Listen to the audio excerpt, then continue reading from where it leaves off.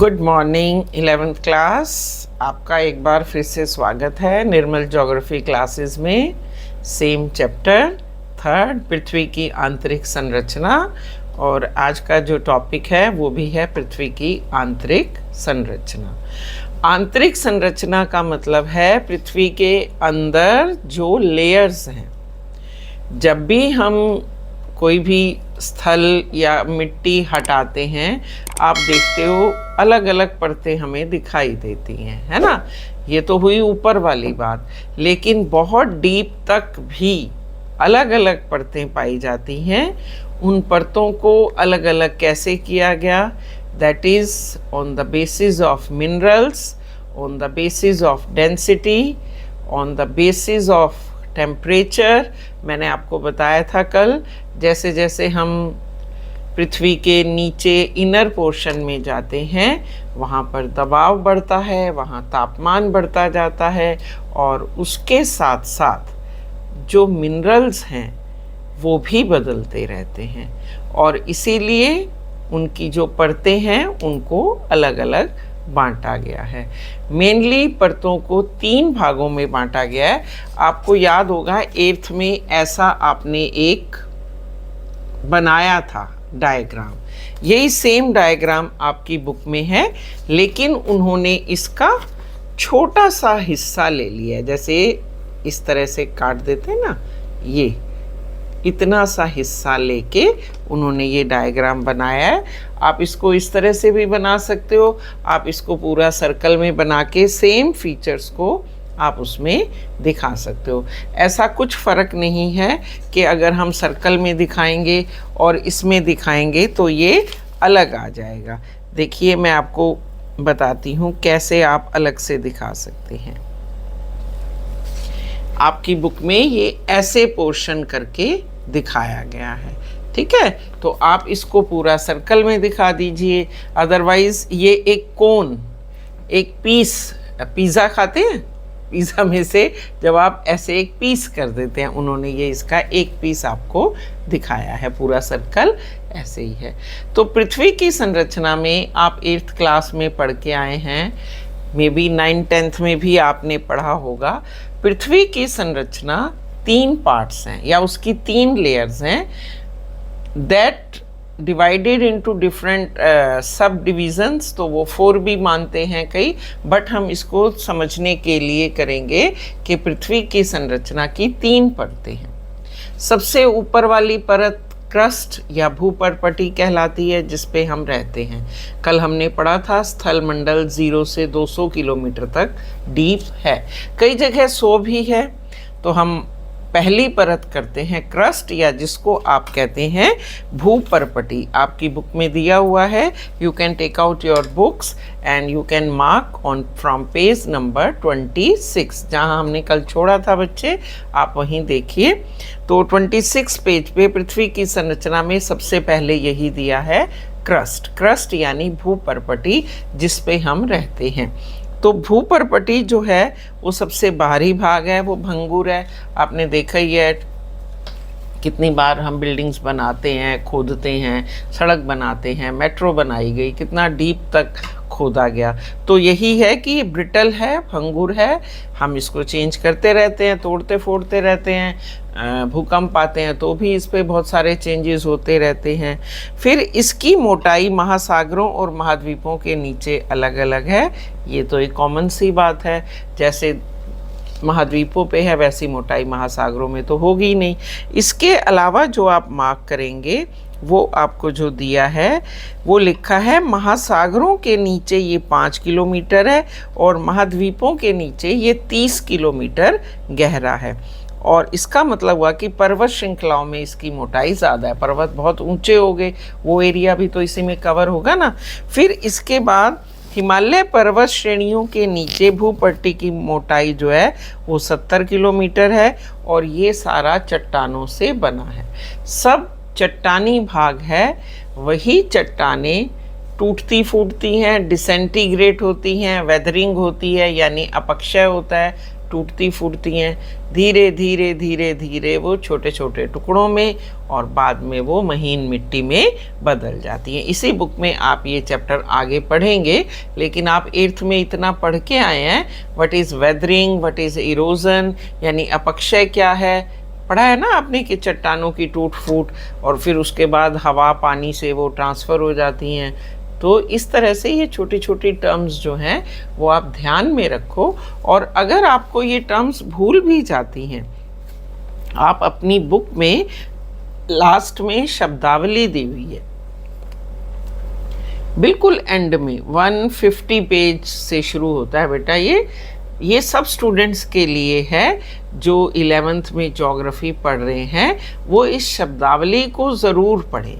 जो भी मेन परिभाषाएं या कुछ आपको समझ नहीं आता है, आप शब्दावली से चेक कर सकते हैं, आपको उनकी डेफिनेशन मिल जाएगी। और आजकल तो सबके पास मोबाइल हैं, आप फटाफट उसको गूगल पे सर्च कर सकते हैं। Everything you can get from Google. आपको कुछ समझ में, हाँ ये है कि वो उसको समझा के नहीं बताएंगे, लेकिन आप पढ़ोगे आपको विस्तृत एक्सप्लेनेशन सब कुछ उसमें मिल जाएगा। अब इसके बाद जो इसका मोटाई है वो है 0 से 100 और कहीं कहीं 200, कहीं कहीं 70, डिपेंड अपॉन द स्ट्रक्चर। ठीक है, ये तो हो गई हमारी पहली भूपरपटी। अब इसमें 2 पार्ट हैं, ऊपर और नीचे, मैंने बताया ना गहराई के हिसाब से।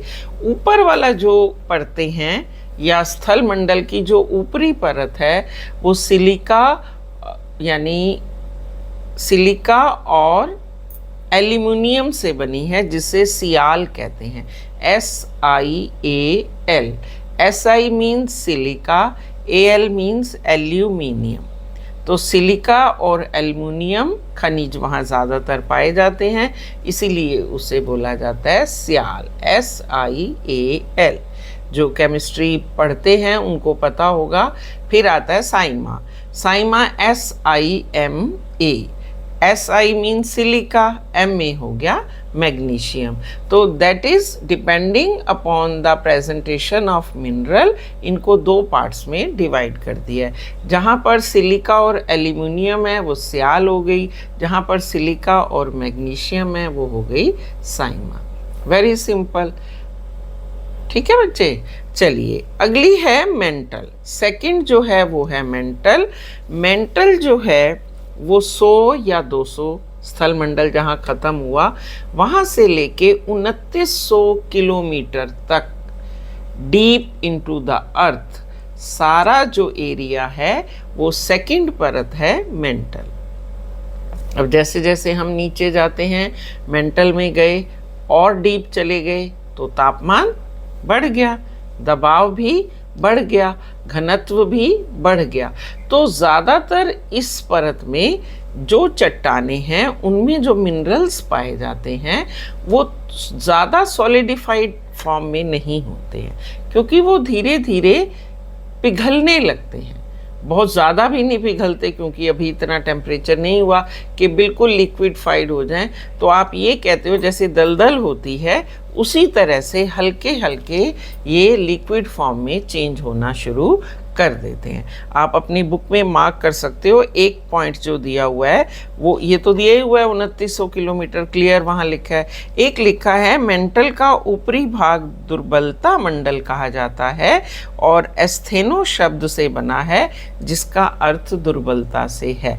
और वो दुर्बलता का रीज़न यही है कि ऊपर चट्टानें सारी सॉलिड फॉर्म में होती है, वहाँ पे वो थोड़ा चेंज हो जाती हैं, तो इजीली वो चीज़ें चेंजेबल हो जाती हैं। यानी वहाँ पर दुर्बलता मंडल यानी क्रैक्स तो होंगे नहीं क्योंकि सॉलिडिफाई है नहीं वो, लेकिन इजीली उसमें अवेलेबिलिटी किसी की भी हो सकती है। तो इस पार्ट को कहते हैं दुर्बलता मंडल। अब इसका विस्तार 400 किलोमीटर आंका गया है, क्योंकि उसके नीचे फिर ज्वालामुखी लावा बनता है, क्योंकि नीचे नीचे जैसे हम जाते हैं तापमान और ज़्यादा होगा, मिनरल्स और ज़्यादा लिक्विड फॉर्म में पाए जाएंगे, तो इसीलिए वो एरिया जो हो गया वो ज्वालामुखी उद्भेदन के लावा से बना हुआ होता है। क्लियर हो गया। अब थर्ड करते हैं क्रोड। नाम ही है क्रोड, दैट मीन्स द सेंटर। ये है 2900 से 6400 किलोमीटर, बिल्कुल डीप चले गए, तापमान बहुत अधिक बढ़ गया और उसी के कारण जितने भी मिनरल्स थे वो सब तरल पदार्थों में बदल जाते हैं। इसीलिए जब वहाँ से लावा का एक्सप्लोजन होता है, वॉल्केनिक इरप्शन होता है, तो आप देखो गैसें निकलती हैं, इतनी तेज़ वो गैसें होती हैं कि वहाँ जब पृथ्वी पर कहीं भी ज्वालामुखी उद्भेद होता है वहाँ आसपास का टेम्परेचर एकदम बढ़ जाता है और सारे जो खनिज पदार्थ हैं वो लावा के रूप में, लावा द्रव के रूप में, है ना, सारे खनिज पदार्थ लावा के रूप में निकलते हैं जो द्रव में होते हैं, जो लिक्विड फॉर्म में होते हैं। इसका मतलब ये हुआ कि हमारे आंतरिक क्रोड में सबसे ज़्यादा टेम्परेचर होने के कारण सारे मिनरल लिक्विड फॉर्म में पाए जाते हैं। दूसरा मेन पॉइंट, इसको आंतरिक क्रोड तो कहते ही हैं, नेफे भी कहते हैं, NIFE। That is also chemistry के वही वो हैं, Ni फॉर निकल, Fe मीन्स फेरस, आयरन, लोहा, कच्चा लोहा। ठीक है, ये 3 मेन चीज़ें आप याद रखो। सिंपल फॉर्म में पृथ्वी की आंतरिक संरचना 3 लेयर्स में है। पहला है, फर्स्ट इज कॉल्ड क्रस्ट यानी भूपर्पटी, 0 से 100, कहीं कहीं 200 भी है, और पूरी एरिया जो है परपटी का 2 भागों में डिवाइड है। ऊपर वाली लेयर सिलिका और एल्युमिनियम, नीचे वाली लेयर सिलिका और मैग्नीशियम, स्याल एंड साइमा। फिर है मेंटल, जिसमें दुर्बलता मंडल पाया जाता है, एस्थीनो मीन्स दुर्बलता, और उस लेयर को बोलते हैं दुर्बलता मंडल। तापमान बहुत ज़्यादा, दबाव भी बढ़ गया, घनत्व भी बढ़ गया, तो मिनरल्स जो हैं वो तरल पदार्थों में बदल गए, पर पूरी तरह से तरल नहीं हुए, जिसको आप बोलते हो सेमी सॉलिड फॉर्म में वहाँ पे पाए जाते हैं। थर्ड आ जाओ, थर्ड है आपका क्रोड यानी इनर कोर। इसमें भी मैंने बताया निकल और फेरस से बने हैं, NIFE यानी निकल और फेरस यानी लोहा जो है वो लिक्विड फॉर्म में पाया जाता है। लावा का अंश यहीं से वॉल्केनिक इरप्शन के द्वारा पृथ्वी पर आता है, और ये वाली भी लेयर 2 पार्ट्स में डिवाइड है, एक है आपकी आंतरिक और एक है आपकी बाहरी। फ़र्क इतना ही है कि टेम्परेचर थोड़ा सा डिफरेंट हो जाता है, उसके बेस पे दबाव में भी परिवर्तन पाया जाता है, और नीचे जितनी भी धातुएं हैं वो सब की सब लिक्विड फॉर्म में पाई जाती है। आपकी बुक में 27 पेज पे देखिए लिखा है निकल एंड फेरम का बना है, इसीलिए इसे निफे नाम से जाना जाता है। शॉर्ट क्वेश्चन इसमें से 3 तो बन ही गए, साइमा, स्याल, निफे क्या है, एस्थीनो या जो दुर्बलता मंडल है उसका क्या अर्थ है, और लॉन्ग क्वेश्चन तो डायरेक्ट है कि पृथ्वी की आंतरिक संरचना का वर्णन चित्र सहित कीजिए। तो आपने ये चित्र बनाना है जो आपकी बुक में 3.3 दिया है, आपको बहुत अच्छे से समझ आ गया तो इसको पूरा सर्कुलर में बना दीजिए, और नहीं समझ में आया तो बुक वाला हाफ पिज़्ज़ा का एक पीस उसको बना दीजिए। क्लियर? तो इस तरह से आप ये क्वेश्चन अच्छे से करिए, पूरी लेयर्स करिए, लेयर्स की सब डिवीज़न कीजिए, और पूरा अच्छे से करोगे you will get good marks. तो हमें सिर्फ पढ़ना ही नहीं है, हमें पॉइंट ऑफ व्यू देखना है एग्जामिनेशन का, ताकि जो हम पढ़ें उसमें हमें मार्क्स अच्छे मिल सकें। Clear students? आप इस क्वेश्चन को अच्छे से तैयार करो विद डायग्राम, जिनके डायग्राम बन सकते हैं उनके डायग्राम्स को बनाओ। और जैसे मैंने पिछली क्लास में कहा कि ये बिल्कुल साइंस बेस्ड है, थोड़े से इसके चैप्टर शुरू वाले, तो आप उसको डायग्राम के साथ पढ़ोगे, you can easily understand. Okay, आज के लिए इतना ही करते हैं, ज़्यादा बर्डन नहीं डालते। कुछ क्वेश्चंस ऐसे हैं जिनको बेस बनने दो, जब वो समझ में आएंगे तब आप उसको क्लैरिटी से कर सकते हो। तो नेक्स्ट क्लास में हम ज्वालामुखी और उससे निर्मित जो भी स्थल रूप हैं उनको करेंगे। ज़्यादा बड़ा चैप्टर नहीं है, फिनिश हो जाएगा कल तक। आप इसको पूरा समझिए और कोशिश कीजिए कि 3 चीज़ें हर लेयर में लिखो।